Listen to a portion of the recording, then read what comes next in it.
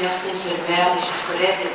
Il nous est proposé aujourd'hui d'approuver la prolongation au 31 décembre 2020 du contrat local de santé qui est fait en 2004, comme l'a rappelé notre collègue, pour la période 2015-2019. À travers le contrat local de santé, la ville est partie prenante de la déclinaison locale des politiques publiques de santé en fédérant et en coordonnant les interventions des acteurs locaux de santé.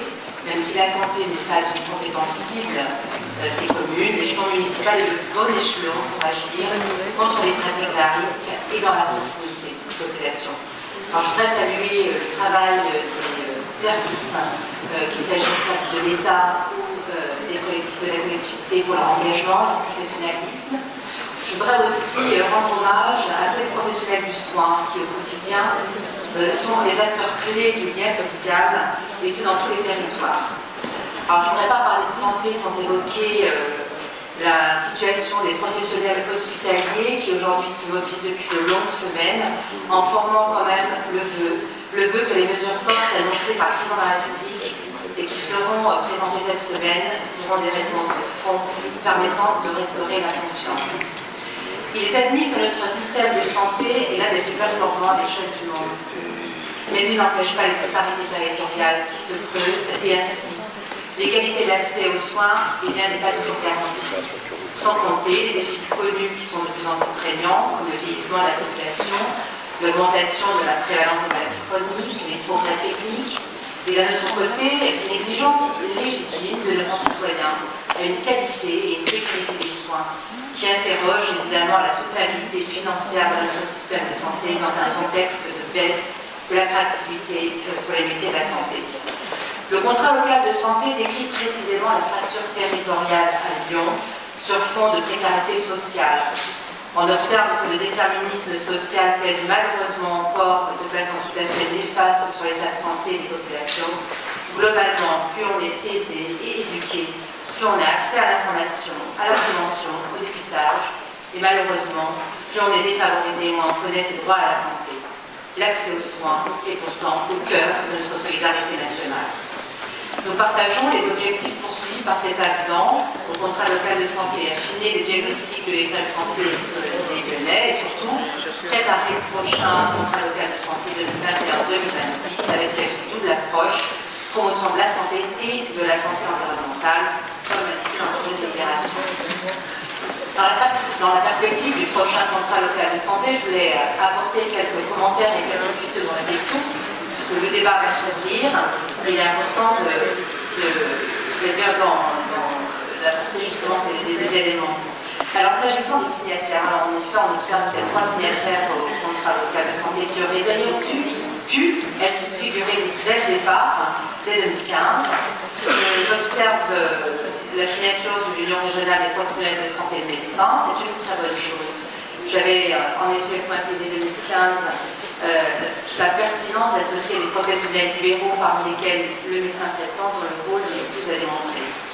Je regrette que le contrat local de santé ne s'appuie pas davantage sur l'interprofessionnalité dans son ensemble.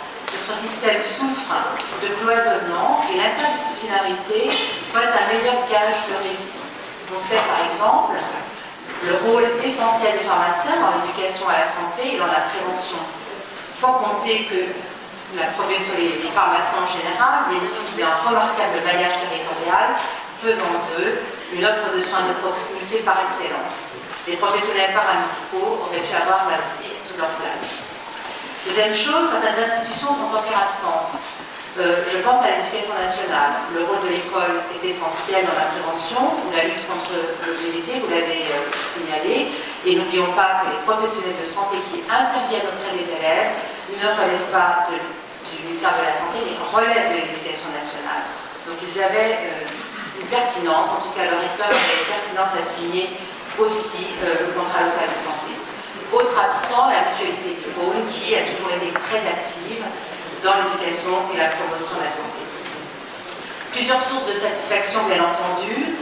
Je ne vais pas décliner tout ce qui va dans le bon sens, bien sûr, mais je voudrais quand même pointer le renforcement de la coordination de la psychiatrie à Lyon par la création des coordonnateurs des conseils locaux de santé mentale ou la création des maisons de santé pluridisciplinaires dans les quartiers prioritaires, la description que notre collègue Rigotti avait fait tout à l'heure sur la maison des États-Unis démontre à quel point leur utilité est importante. Une mesure malheureusement pas encore effective, c'est la maison médicale de garde à proximité du Pays-Radio, qui est absolument cruciale pour la permanence des soins. Je voudrais aussi pointer la nécessité de l'évaluation. Celle-ci, je pense qu'elle devrait être annuelle pour suivre et être en alerte justement sur l'état de santé des élèves. Alors, s'agissant des perspectives, il a été intégré dans la loi la possibilité pour les infirmières, les infirmières d'ailleurs, d'avoir des compétences élargies à travers les pratiques professionnelles, les niveaux de disposition qui concernent les pratiques professionnelles avancées. D'ailleurs, les formations vont intervenir dès l'année prochaine. Elles permettront justement de doter les professionnels paramédicaux de compétences supplémentaires et qui impacteront nécessairement la prise en charge de maladies chroniques.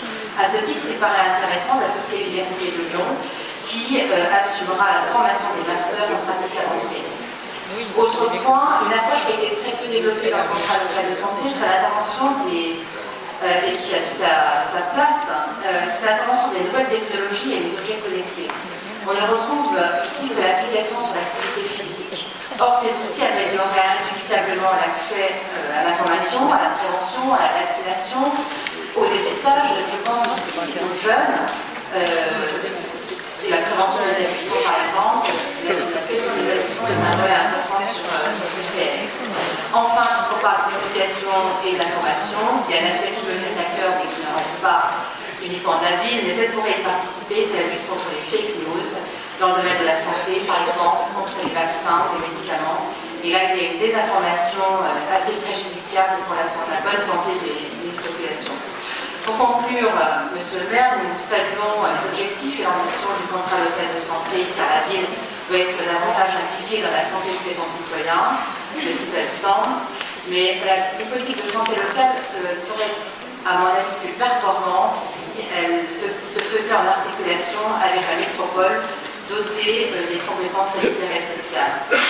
Notre ville, membre des villes santé de l'Organisation mondiale de la santé, riche de son écosystème particulièrement propice à la recherche d'innovation en santé, et à ce titre reconnue sur la scène mondiale, notre ville, plateforme de coopération médicale internationale d'excellence, à l'image de la séparation récente de Pissier et Yenga et deux petits Siamois camerounais de Réunion, pour ne citer que cet exemple, il y a notre ville doit pouvoir relever le défi de la fracture territoriale dans l'accès aux soins.